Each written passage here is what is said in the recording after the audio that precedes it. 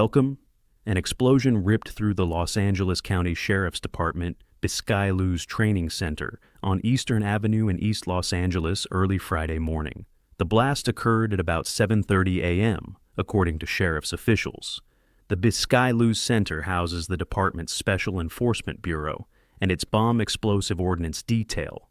At least 3 deputy sheriffs were killed and another person was injured in the explosion. The wounded individual was rushed to a hospital, but authorities have not disclosed their condition. The Los Angeles County Fire Department reported that crews were dispatched to the training facility at about 7:30 a.m. in response to the blast. Officials say the exact cause of the explosion is not yet known. LASD spokeswoman Nicole Nishida said investigators are treating it as a possible training accident.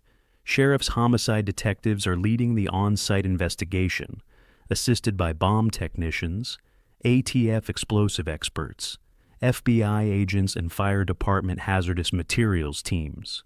Authorities emphasize there is no ongoing danger to the public.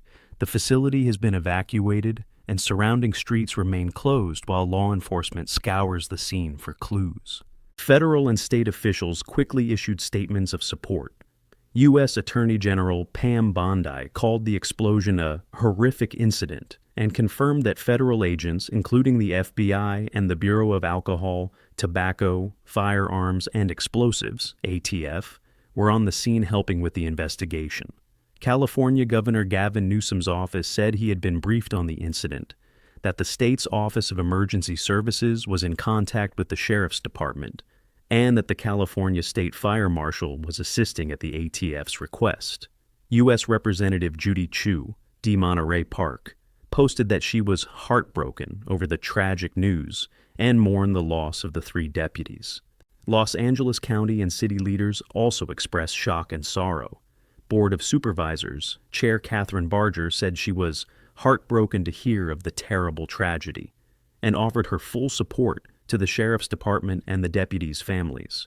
Supervisor Hilda Solis, whose district includes the City Terrace neighborhood where the center is located, said, "My heart goes out to the families, friends, and colleagues of the 3 individuals who lost their lives."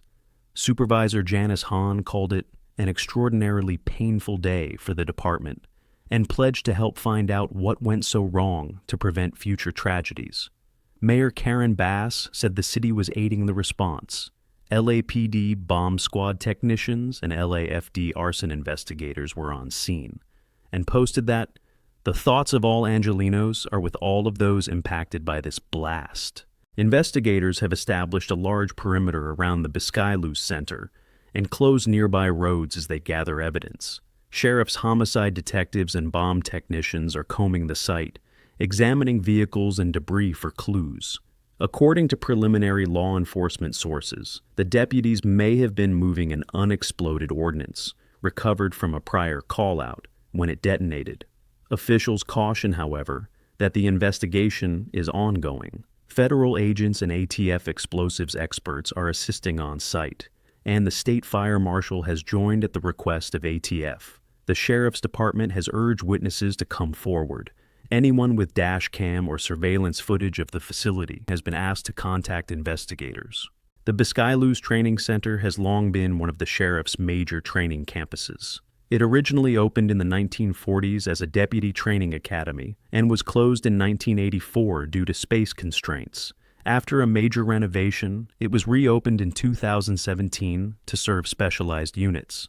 In recent years, the department has seen a few training-related incidents. For example, the Times reported multiple fires at mobile shooting range trailers in the last decade, including a 2023 blaze that left 2 deputies with severe burns. Such incidents underscore the risks inherent in handling weapons and explosives during training. Locals and workers near the training center say they were stunned by the explosion. Nearby residents described the ordinarily quiet, tree-lined streets of City Terrace. Many onlookers gathered behind the police perimeter watched emergency vehicles swarm the campus as the investigation continued. The sheriff's office continues to coordinate with state and federal authorities. A formal news briefing by Sheriff Robert Luna was scheduled later Friday as the department pieces together how this tragic accident occurred. We'll continue to follow up with the development. Stay tuned for more updates. This is the Trend Talk.